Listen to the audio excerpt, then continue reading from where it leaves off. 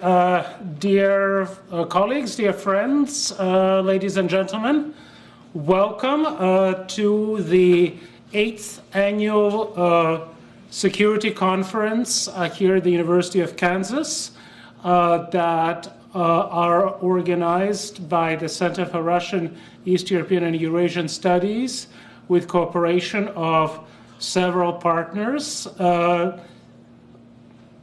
here at the university, and it is a distinct pleasure for me to welcome all of you here. My name is Vitaly Chernetsky, and I am the director of the center. Technically, I'm right now away from my director duties because I'm on a research fellowship, but I was delighted to step back into my duties on the occasion of this event and the wonderful tradition that we are continuing.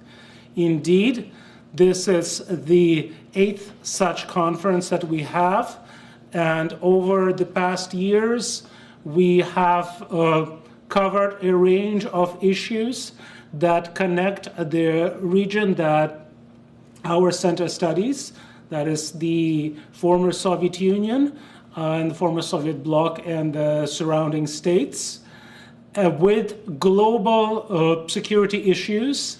And this is meant to be an opportunity for intellectual dialogue that brings in both the community across the different constituencies on campus, as well as our friends and peers off campus, including colleagues who are active duty military. As we know, here in the state of Kansas, we have a significant presence of advanced level analytical representation from the Department of Defense, and we're always delighted to have this opportunity to welcome our colleagues here as well.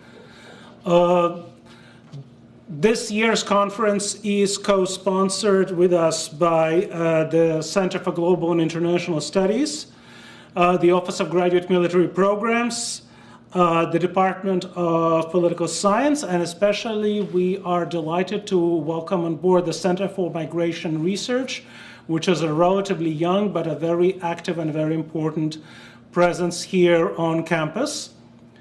And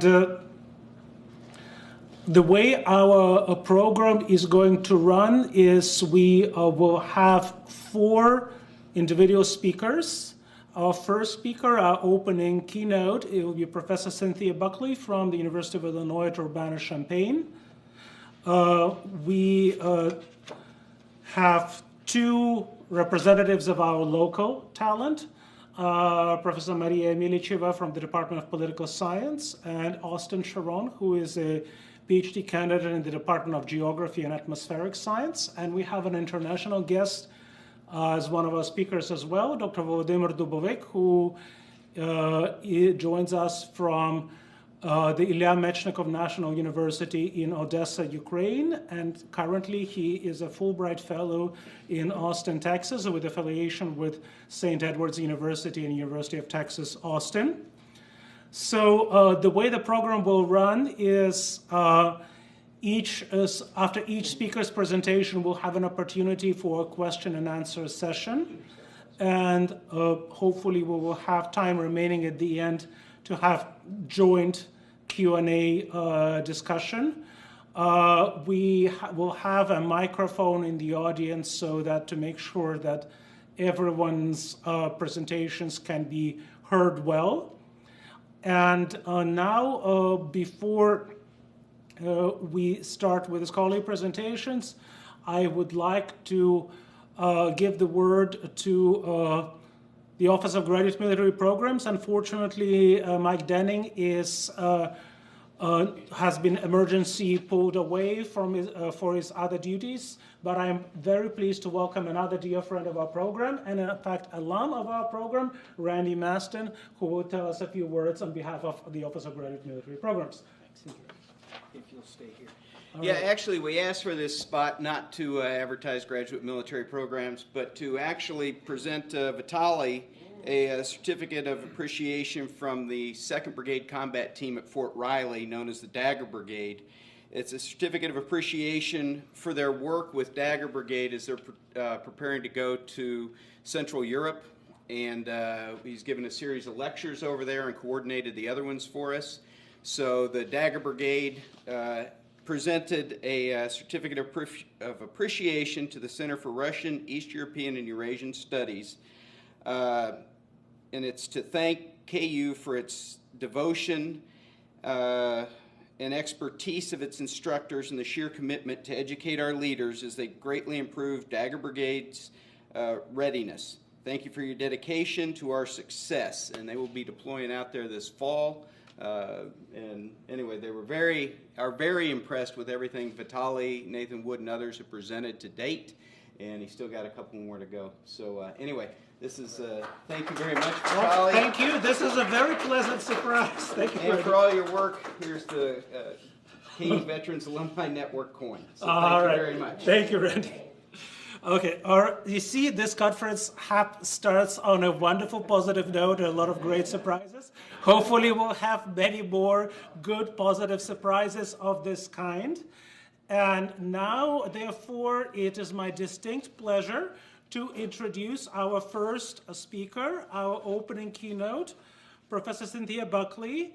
You will have a detailed program bio for her in our conference program. We are delighted to welcome you here, Cynthia, and are eagerly looking forward to your presentation. Thank you.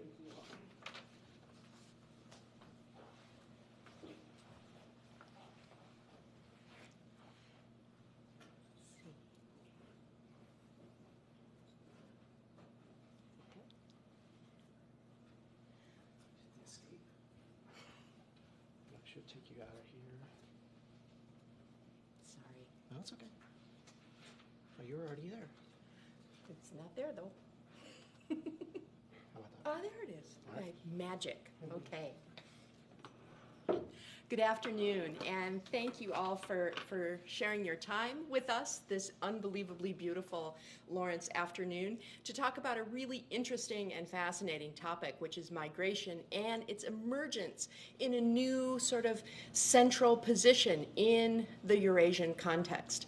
My students are always amazed when I tell them that Russia is second only to the United States in terms of the number of people foreign-born that are resident within its borders. We like to think we have a monopoly on migration problems, and we do not. I'm going to talk a little bit today about demographic dividends deferred. I'm going to give you the boring sociology of migration. I'm a demographer. Demography is a profession that was created for people who don't have the personality to be certified public accountants, right? We're the nerds of the social sciences. A little bit of data, a whole bunch of numbers, and hopefully enough anecdotes to keep you engaged until we get to our three next speakers, who I'm sure will all be fabulous. I come at the discussion of migration in this region from the standpoint of social demography, looking at how population structure and population diversity is both influenced by migration but also generates the forces for migration. And my talk today is really going to focus on four key questions, right? What is the Eurasian migration system? How can we understand the limitations for regional development and the potential?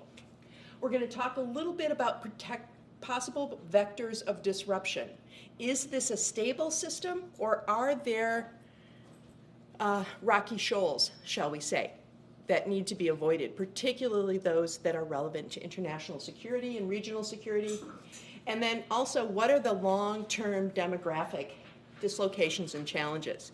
So I think that these four questions will help us open up this amazingly well-conceived title for today's activities about migration and security, but also about the security of immigration.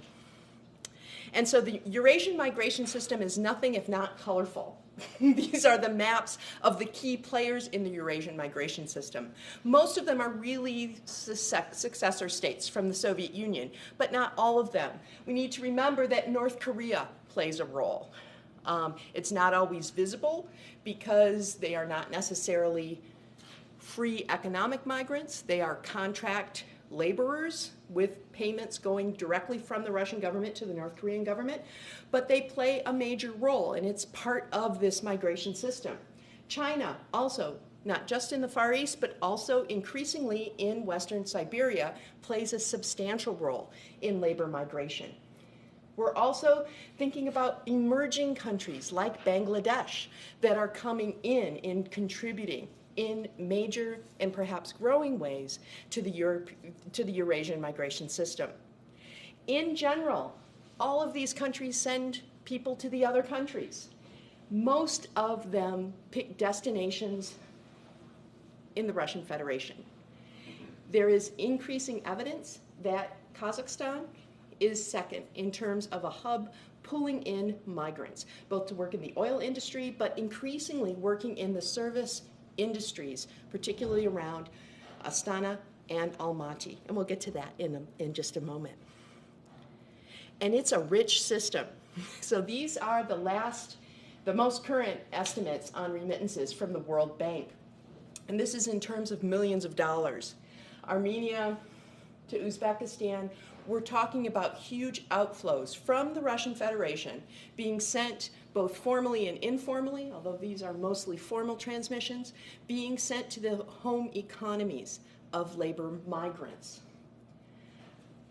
Over $3 billion in 2015. In 2015, after the conflict, is being sent to Ukraine from Russia. Slightly more, 3.1 billion is being sent to the country of Uzbekistan.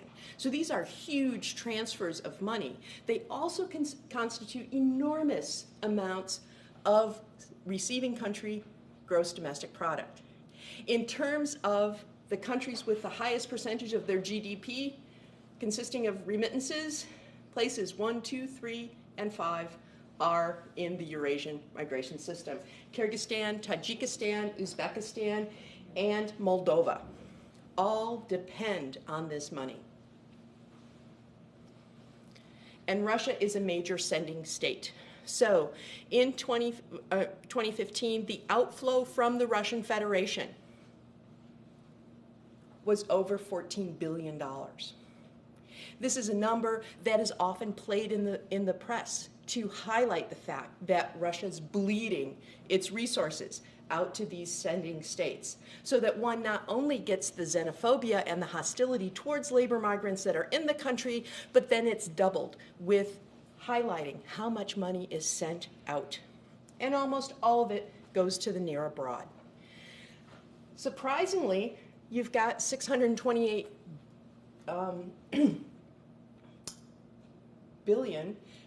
million going to the Baltics, right? Which have much higher standards of living and much higher wages.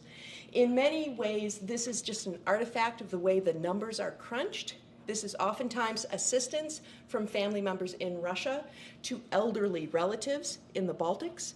But trust me, this is a continuing bone of contention that, especially in the Russian press, when people are talking about remittance flows, right? It's one thing to send money to Uzbekistan or Tajikistan. It's quite another to spend enormous amounts of Russian money, as it is oftentimes called in the press, to countries like the Baltics. China is also receiving a massive amount of remittance flow from the Russian Federation. Vietnam is small, but it's growing. I'm sure it'll surprise no one in the room. There are no statistics in terms of how much money gets sent to North Korea. I can only assure you from my interviews with some of the contract workers that none of it is passing through the hands of the people who are doing the labor for which they're getting paid. So Russia is a major remittance sending state. And therefore, theory tells us Russia should be an engine of growth. Right? If all of this capital is being sent to these sending states, this should spur development. And what economists will tell you is that remittances will increase entrepreneurship. They will increase investments. People add a room to their house, or they'll build a new house, or they'll build a bakery. Something's going to come in. Investments are going to happen. It's also going to lead to higher education because, as anyone who has children in the room knows, everything you earn tends to go to the kids, and oftentimes that helps invest in education. That leads to higher human capital. That spurs development. So remittances are an engine for development. Or not, right? What we find from research that my research team and I have done with the living standards monitoring surveys from the World Bank, looking at over 14 surveys between 2006 and 2016 over this 10-year period for these 4 countries, Tajikistan, Armenia, Azerbaijan, and Moldova, there is no effect in terms of receiving remittances and the probability of starting a new business, in terms of receiving some of those billions of dollars from Russia and investing, in terms of receiving remittances and obtaining higher education. Now, there is an effect with education, but it's at the primary level. So if you're in a Tajik family and someone is overseas and sending money, well, overseas, over the border in Russia, and sending money back to you, you're much more likely to have both your sons and your daughters get at least a 6th grade education. And that's something, but that is not the engine of human capital growth that economists would tell you remittances are supposed to engender. So in essence, remittances in this part of the world are what we like to call a low-level development trap. Resources go out in the form of labor, money is sent back in, and that money actually increases the probability that the economies will continue to operate in a dysfunctional fashion. In essence, many have argued that remittances feed corruption in sending states. They enable the lack of financial regulation that is endemic within sending countries. Most importantly, they provide low-level subsistence, but not enough resources to enrich migrant-sending families. And so in essence, this is what helps keep some of the regimes that we know and love in Central Asia in power. The fact that they can send both registered and unregistered migrants to Russia, and families can survive on the remittances that are sent back. Linked into kind of the focus for today, I want to rely back on a former project that I did that I'm very grateful to the Department of Defense for, but which was a Minerva project in the 3rd round of the Minerva grants. We were able to study migration within the Eurasian migration system. And in our survey of 602 unregistered migrants, and we looked in 3 cities, Nizhny Novgorod, which is not necessarily the most welcoming of all places in Russia to migrants, but somewhat welcoming. It's been growing fast. Its mayor owns a construction company. Most unregistered migrants work in construction. So there's kind of a love-hate relationship with migrants in Nizhny Novgorod. We also went to Krasnodar. Krasnodar, down in the south of the Russian Federation, holds perhaps the unenviable title of one of the most xenophobic cities in the Federation. Hostility towards non-Russian minorities is very, very high, even though it's an enormously ethnically diverse region. Krasnodar is in the area in which 3 years ago the local governor deputized the Don Cossacks, a paramilitary group, a cultural group, deputized them in and enabled them or charged them with helping to round up unregistered migrants. So this is a place that's very anti-migrant and even has allowed private forces to take place in making things uncomfortable, shall we say, for unregistered migrants. And then we have a 3rd city, because just like the United States, Russia's a big place, and you've got some places where it's really difficult to be a migrant, and some places where it's much more amenable to be a migrant, whether you're registered or not. And one of the friendliest cities is Ekaterinburg, friendliest cities of size. Ekaterinburg, gateway to the Urals, is far enough away from Moscow that they are able to pursue their own policies and have a little bit more leverage, shall we say, in terms of establishing local norms of behavior and tolerance for migrants. Ekaterinburg also is home to one of the best ombudsmen, or the local troubleshooters in regional government in Russia. Mirozaklova has won awards from different migrant organizations, but also from the UN, from Amnesty International. And trust me, it's a short list in terms of Russian political officials who have won awards from Amnesty International. Ekaterinburg is one of the most welcoming places for migrants. There's even talk, although they haven't really solved it, there's talk of building dormitories in the center of the city to provide more single-room occupancy housing for migrants. You do not have to show your spravka or your work permit in order to get a temporary residence permit for the city, and it's the only city of size in the Russian Federation that does this. In essence, what we have is sort of the Goldilocks of cities for migrants in Russia. Nizhny Novgorod is kind of like mom's bed. Krasnodar is like dad's bed. It's way too hard. And Ekaterinburg is like baby bear's bed. It's much, much softer. So we can see what migrants look like depending on the destination that they pick. And here's what our survey found out. I don't want to bore you with too many tables.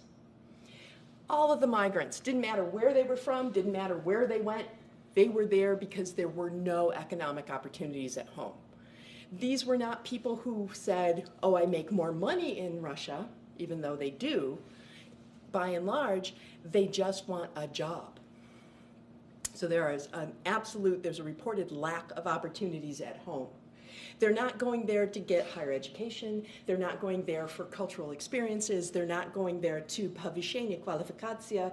They raise their qualifications. They're going there for survival. There is nothing to do at home that will pay money. Those that report the highest need, those that report the highest poverty rate or the largest families and the least income are the ones that end up in Krasnodar. You've got to be pretty desperate to go to a place that is extraordinarily hostile. Not surprising. You're very desperate when you have lower education, right? When you have less job skills, when you have higher financial need. And so, again, this is common in the United States as well as in Western Europe, that unhospitable locations tend to attract migrants that feed the negative perception of migrants, because they're only going to get the people who can't get it together to make it to a friendlier destination. And so Krasnodar is right. The local official constantly bemoans the fact that most of the labor migrants that are received in the city are of low education, of marginal job qualifications, and are not our type of migrants. And part and parcel of that is because they are so hostile to them. So you end up with this reinforcing cycle of discrimination and lower qualifications of labor migrants. What's also interesting is that long-term needs are hard to measure, particularly not just among those in Krasnodar, although it's most marked in Krasnodar, but for our migrants from Central Asia. What we find is that globally, when you do surveys of labor migrants, you find that about half of them will have some sort of fixed term or fixed amount of money that they need to earn before they go back home. People have an idea about duration. They don't always act on it, but they have an idea. I'm going to work for 5 years, and I'm going to go back home. I'm going to work until I have $20,000, and then I'm going to buy a small shop, right? This isn't the case in Central Asia. Part of it because it's such an inhospitable place for the investment of remittances, and part of it because these are people who are moving simply for subsistence, survival of their family networks back in the home country. They have long-term needs. I've got to stay here, as one migrant told me, I've got to stay here until my mother dies, because I can't, she's got to have her medicine as long as she's alive, and whenever she dies, I'll go back home. Of course, the fact that he's in Russia working and sending medicine home means she's going to live longer. So it's a very unfixed, sort of endless migration perspective that he's looking at. People from the Caucasus and Central Asia, particularly those who have high financial need, have very vague and obtuse duration expectations. They're going to stay as long as they need to. They're going to stay until their kids are out of school. In some cases, the kids are very young, so we're looking at a really long timeline. They don't have that idea that I'm going to earn $10,000 and go home. Once again, because they have this obtuse duration idea, there is a higher probability that they will, at some point during their migration journey in the Russian Federation, become unregistered, because they will have one job and might be registered, and they're going to get another job and they might fall out of the registration system. And then they might have a hard time getting back into the registration system, so the third job, they're really in bad shape. And it's this lack of formality in the migration system in reality that makes a really bad combination with the policies of the Russian Federation, who has been trying to regularize migration and give people labor permits for set amounts of time and then expect them to go home. That works well when people have expected durations. What we found in our survey, people don't have expected durations, so it becomes problematic. The third thing to think about in terms of migration is the traditional model is that you've got young risk takers. Migrants are in their 20s. They're primarily male, although depending on the receiving labor market, they can be increasingly female, but it's a young person's game. You go overseas, you work, you come back. What we found in terms of predicting and what drives people to leave and also what drives people to stay is a much more complex, multi-generational situation. People are motivated to go both to provide for their children. Remember that idea that remittances should increase education and therefore uplift your economy because of greater human capital. In our surveys, what we found is that migrants were equally split between getting money for their kids and getting money for their parents. Because the collapse of the health system, particularly in Central Asia and the Caucasus, ends up being a major driver to send people to Russia. Now, as they were careful to explain to me, and please forgive me, but it's like we were not bringing them to Russia because the medical care system here is horrible too. But we're coming here to get money so that we can then get private doctors back home, right? So medical collapse in Central Asia and the Caucasus is actually driving able-bodied people into the Russian Federation to get the money to pay for private health care back home. We need to look at this as a multi-generational phenomenon. There are many scholars in Russia who have argued that the declining birth rate in Central Asia will help in terms of the future of migration problems coming into the Russian Federation because populations are not growing as rapidly in Central Asia. What our research points out too is that that is not the case whatsoever, and this is certainly what we find in the US-Mexican case as well. Fertility can fall, but typically what happens then is life expectancy increases, and so people are going to help provide support not for their children but for their parents, right? So we're still going to have a big engine of growth for migration demands in Central Asia. Another thing that was really interesting to us is that it's family networks that get the money. They're migrating because their cousin has a disabled child, or they're migrating because their aunt has no pension. It's an extended family network motivation, which makes measuring household receipt of remittances really hard. So one example comes from Ahmed, who is one of our respondents, and he was from Tajikistan, and he sent his wife $800 a month.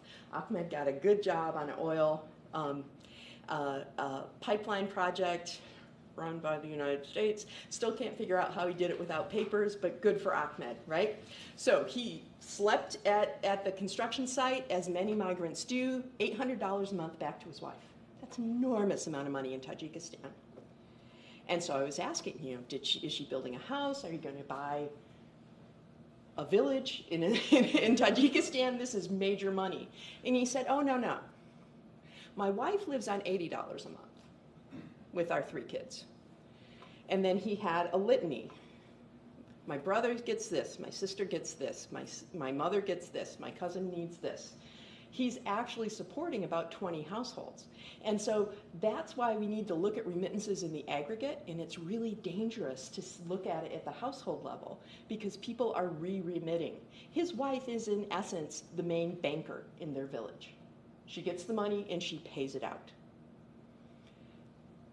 that means he's going to be in migration for a really long time because he's got a lot of people to support.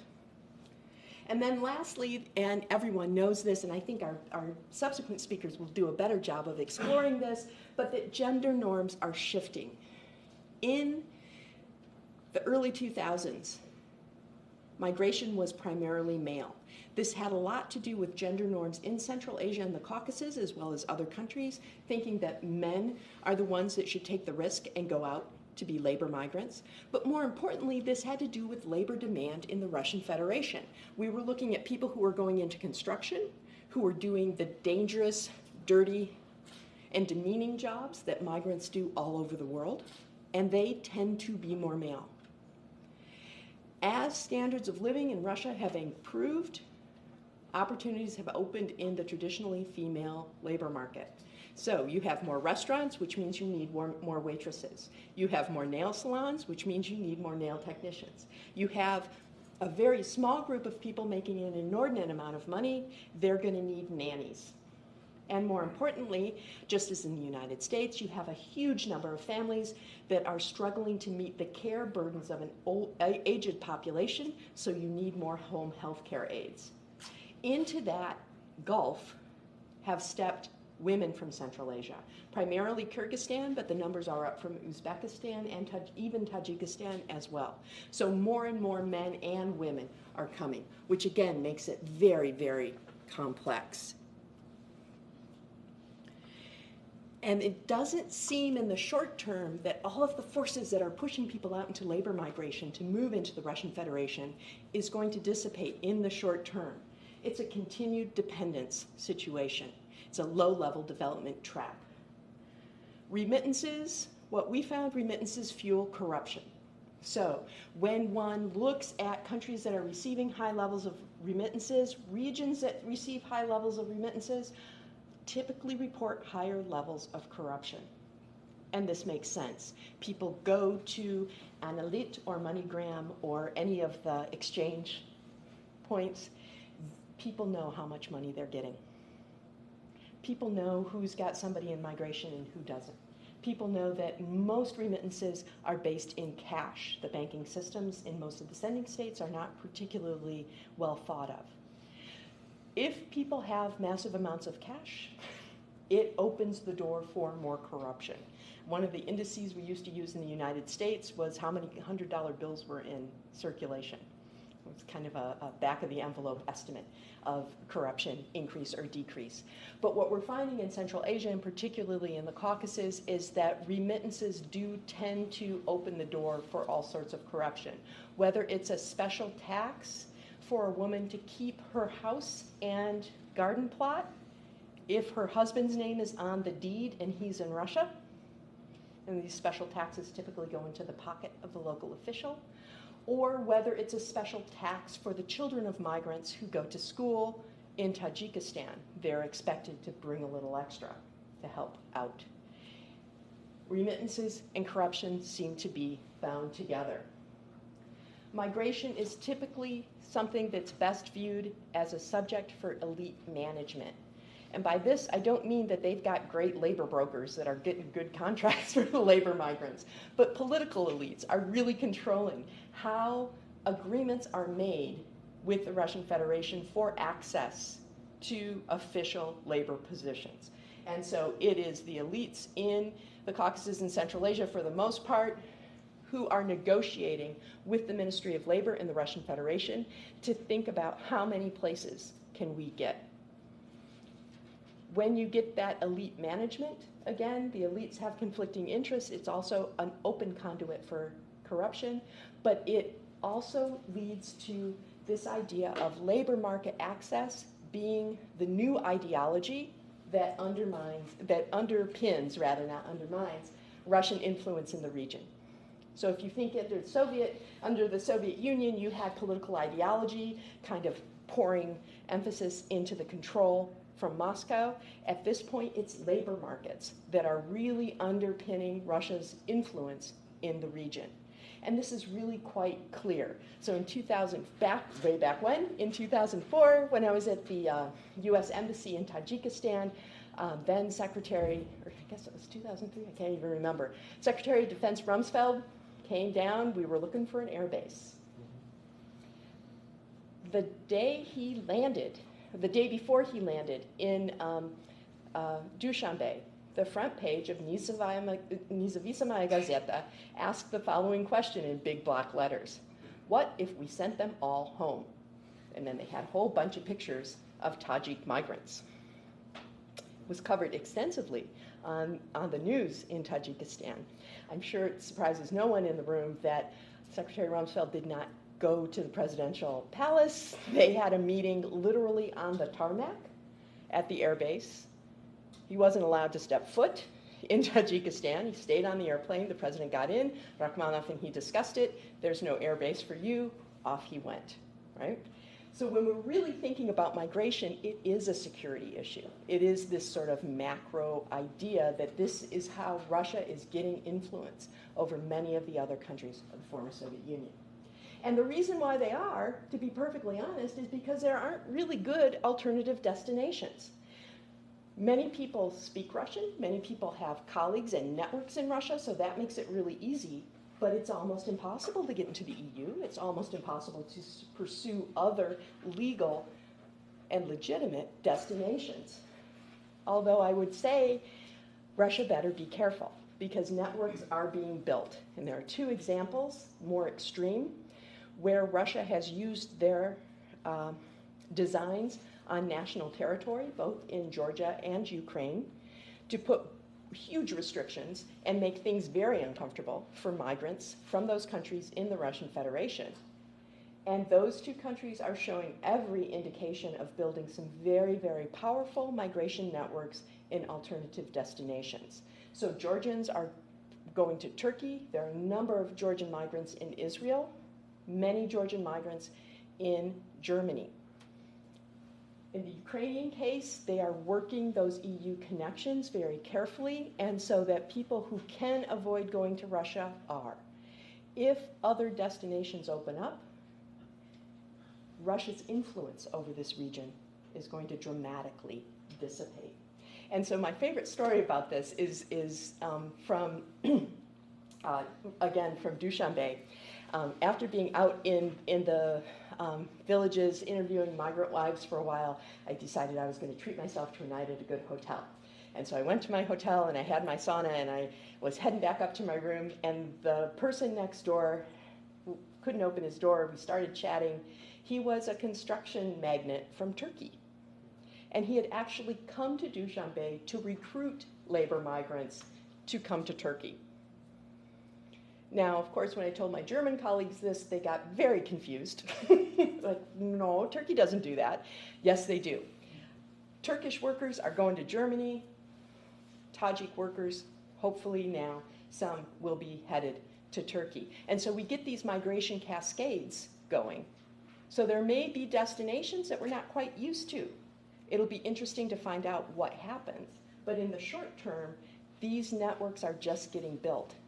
And so many countries have a lot of challenges, shall we say, in terms of thinking, if not Russia, where? So 3 things very quickly before you get too bored. We've got great speakers this afternoon. I want to talk about some future challenges or disruptors for this idea of the Eurasian migration system. In the short term, rising xenophobia in Russia is a threat.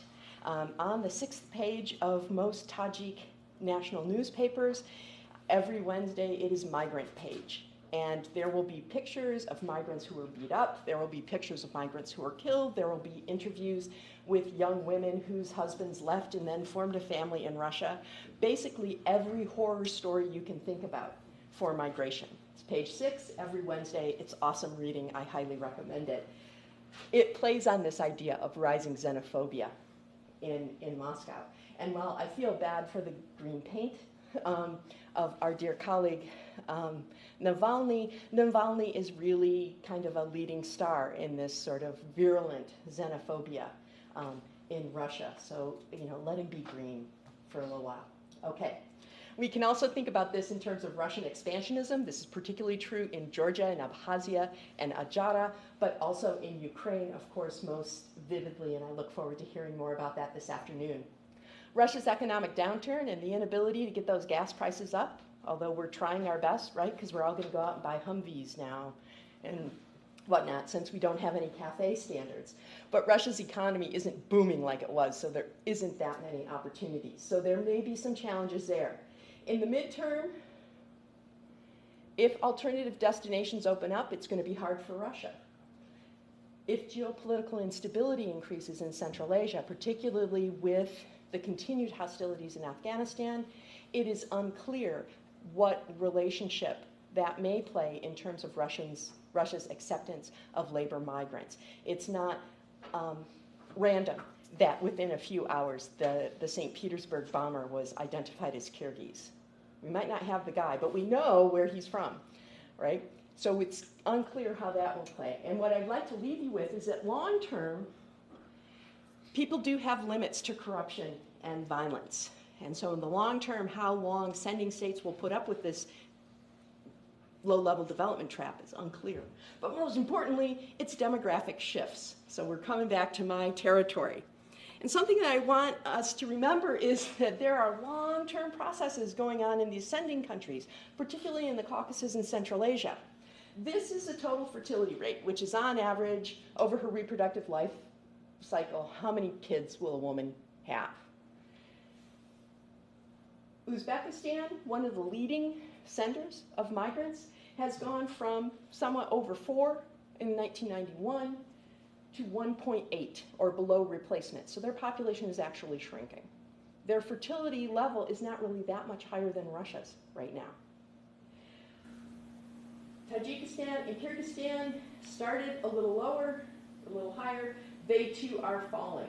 While they are above replacement, there's every indicator or every reason to suspect, based on the indicators, that their fertility is going to continue to fall. If their fertility continues to fall, what happens in terms of future labor migrants heading out? And this is where we get to the demographic dividend. Sending countries are supposed to benefit from migration, not just because of remittances and everything else, but in the long term, you may send people out, but if you can get your fertility down, and you can decrease the number of, or the percentage of your population under the age of 15, it should spur economic development.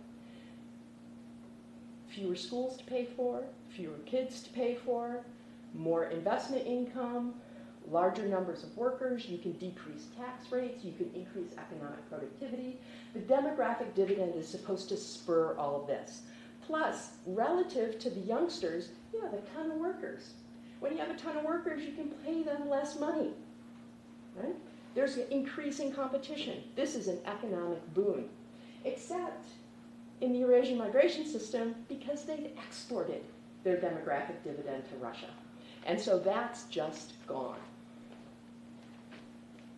What will happen in the receiving countries, Russia has benefited greatly from the decline in fertility in Central Asia. Their demographic dividend has been Russia's boon. They have not benefited from their demographic dividend. However, in the longer term, as aging continues in the sending countries, fertility continues to fall, you have a quest for new sending regions, what we may well find is that 20, 30 years down the road, when Russia is in a severe demographic crisis because of their low fertility, there will be fewer migrants for them to attract. And at that point, we do have a huge security issue. And so while 30 years may seem like far, far into the future, I think it's something for us to keep in mind, that we need to take a long picture, a long durée view of migration in this region. Demographically, this is not a stable system.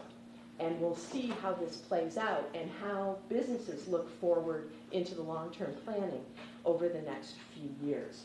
Disruption is in the offing, so things will change for sure. And so just to wrap up, we talked a little bit about the migration system, the limitations for regional development. This is not a system that has really helped sending countries. We talked about some vectors of disruption, including xenophobia, as well as Russia's expansionist territorial aspirations. And we talked a little bit about demographic trends. And so within this framework, I'm going to hand it over to our esteemed panelists with their fabulous papers that will encompass Ukraine, encompass things about corruption, trafficking, and drugs, and really open up the question of Eurasian migration. Thanks very much.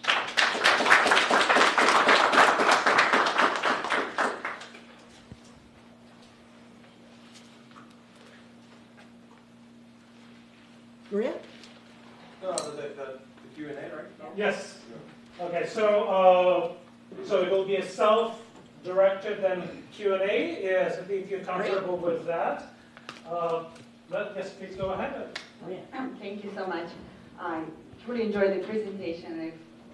I have a couple of questions and one comment.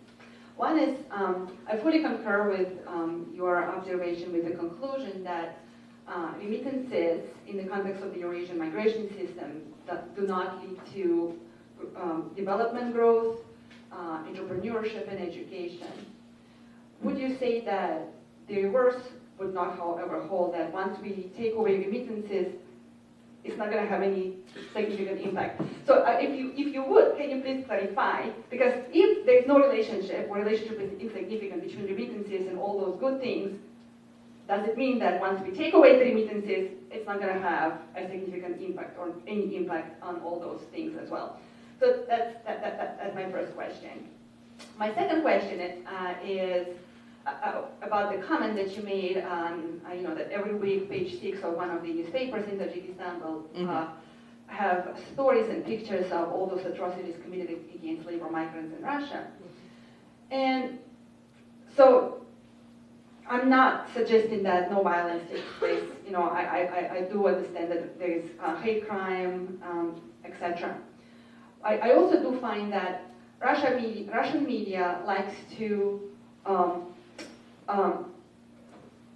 come up with those horror stories that never actually take place. Okay, so they, as a part of the narrative that migrants are criminals, they will come up with all those horror stories that upon investigation never occurred. So I wonder if the same kinds of situation happens with the Tajik media, where some of those stories are fabricated and used for, some ulterior motives. And the reason I'm asking this is I recently looked at the statistics from the Savat Center that collects data on hate crime, and I was surprised to see that hate crime dropped significantly in Russia. So 2013 was like the highest hate crime rate in Russia, and beginning in 2014, 15, 16, it dropped considerably. And one of the explanations that Savat offered was that a bunch of far-right ultra-nationalists are fighting outside of Russia. So there are fewer people to commit those, criminal, horrible acts. So hence, so how would you respond to this speculation that some of those stories portraying ongoing high level of crime against the labor migrants in Russia are also fabricated? And lastly, just one last comment about the corruption. Would you agree that all the corruption that is facilitated by remittances is actually tiny tip of the iceberg?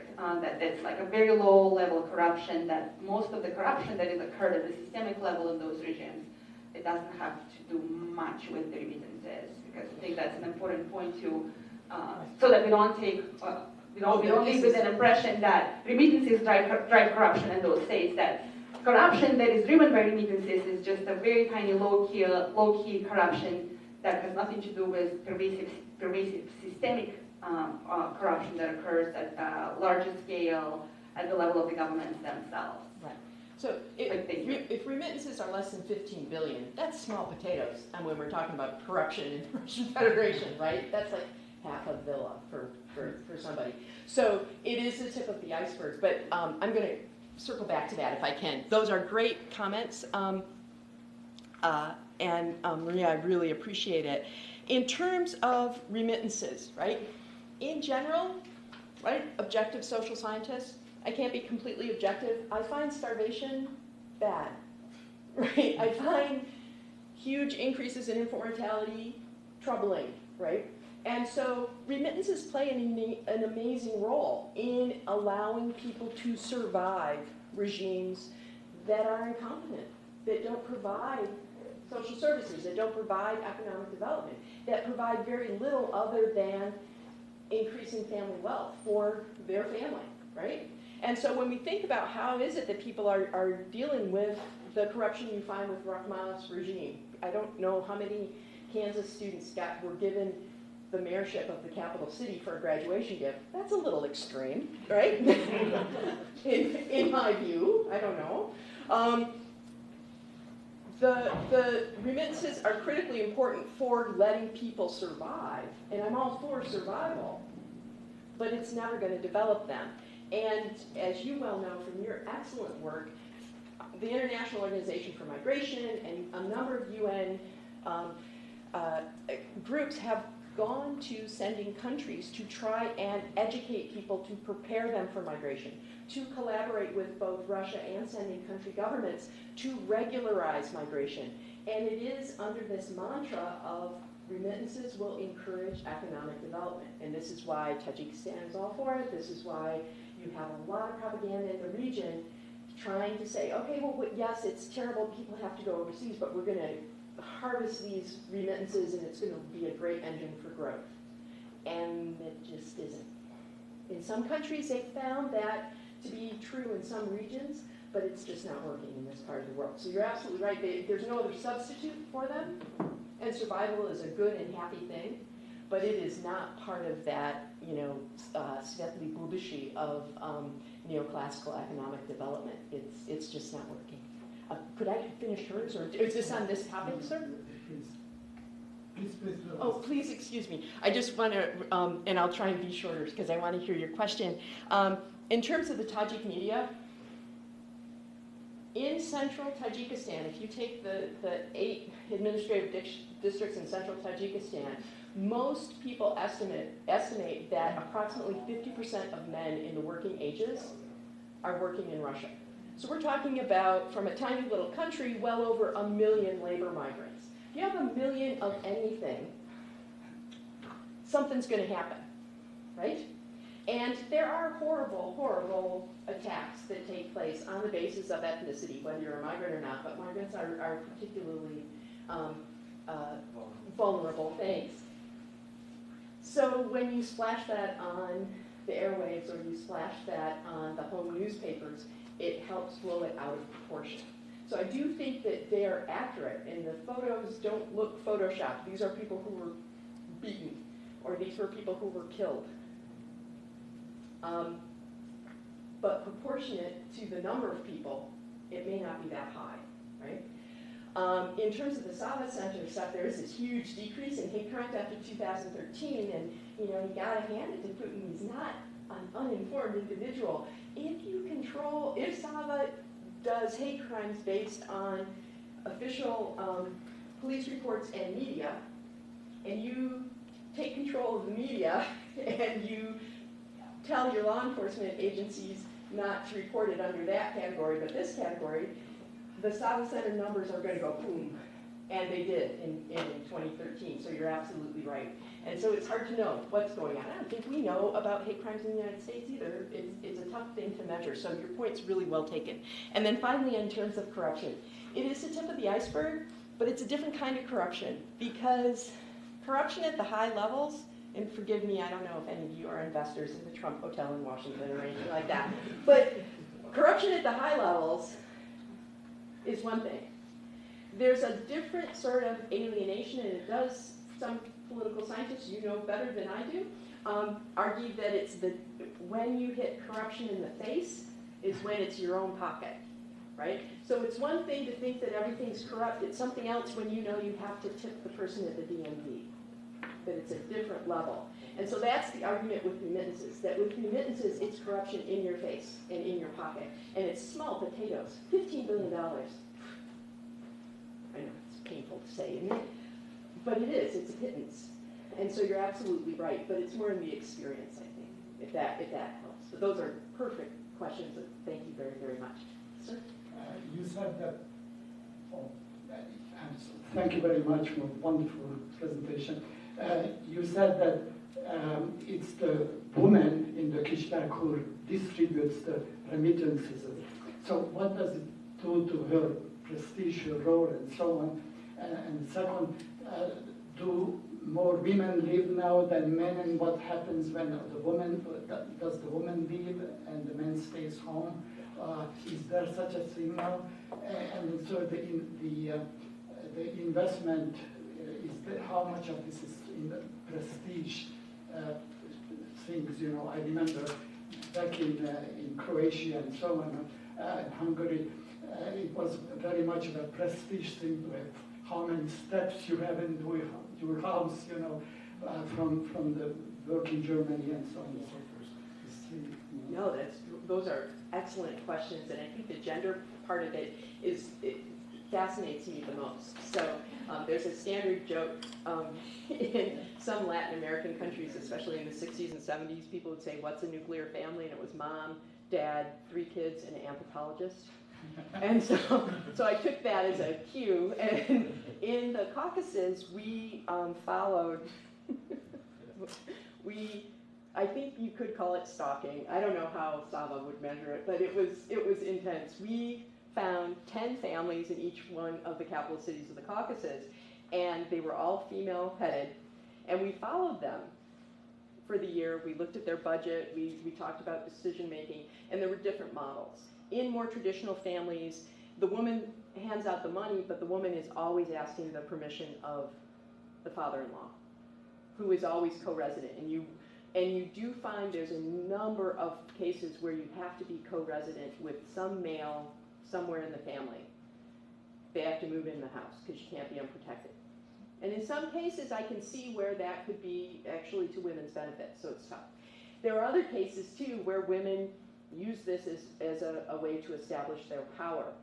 Technology has made this difficult, however, because if they get too powerful, somebody's calling their husband in Russia on the cell phone or taking pictures like, "This is what she wore at the wedding reception," or something like that. And so social surveillance has made this really difficult. It was something weird, so we're studying these families and the men are gone, blah, blah, blah. They are calling 80 times a day. So in some cases, it seems like I was speaking more with the migrant when I was at their house than I did when I found them at their work site in Russia. So it's a different sort of thing because of technology.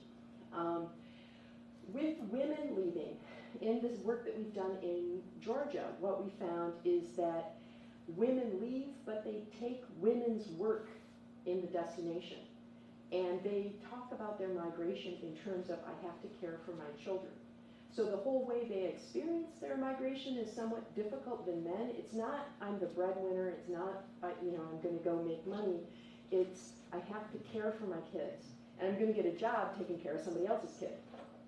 And so they stay in these very feminized roles. So there doesn't seem to be as much gender shifting. But over time, we'll have to see what happens. Certainly if we look at the Philippines, when women become the breadwinners, things will change eventually. We'll just have to wait and see how long it takes. Thank you. That was a great question. Prestige investment Yeah, there's some prestige investment, but it's more in the capital cities that I see it. Because prestige investment is investment, right? And so if you're building more steps at your house, you're at least getting bricklayers back to work, or you're starting the construction business booming, right? You see a little bit of that in the capital cities, not that much, but in the rural areas, it's water on sand. So the money comes in and it goes out of that household. And so we really didn't see much evidence of increased home building or anything. And every indicator we tried to use at the national level didn't seem to show any sort of construction boom. And so what the Undersecretary of Labor in Tajikistan told me is that all the Tajiks are working in construction. Nobody wants to do construction when they come home. So I don't know. It's a tough one. Thank you so much for a fascinating presentation. I was particularly intrigued by your anecdote about meeting the Turkish recruiter in Champaign. Particularly the fact that it was in Tajikistan specifically, because I know... Because they're good in construction, is what he told me. Well, also because I know the pan-Turkic affinities really have created a lot of close economic and social and political ties between Turkey and the rest of the Central Asian republics. And so I'm wondering if seeing them showing up and now looking to Tajikistan more as a real indication that Turkey is becoming a real strong pole in Central Asia. It's beyond the other Turkic republics in particular, and now turning to Tajikistan even for recruiting. That's a really good point. Oh, because again, I was just like, well, shouldn't you be in Kurdistan? And so I was asking. They said that they were recruiting around Central Asia, but that he was coming to Tajikistan particularly because they needed people to rough in these new building complexes, and they thought that they could get good people in Tajikistan for cheap. So I think there's competing narratives about economic benefit versus cultural benefit, and in oftentimes economic benefit might win out. Tajiks, according to work done by researchers at Moscow State University, Tajiks are paid less than Uzbeks or Kyrgyz in Russia, and that Turkey was thinking they could get some workers on the cheap. So it's a tough one. Was it culture, money, religion, money? Money seems to be a weighty issue. Sure. Yeah, it's a great question.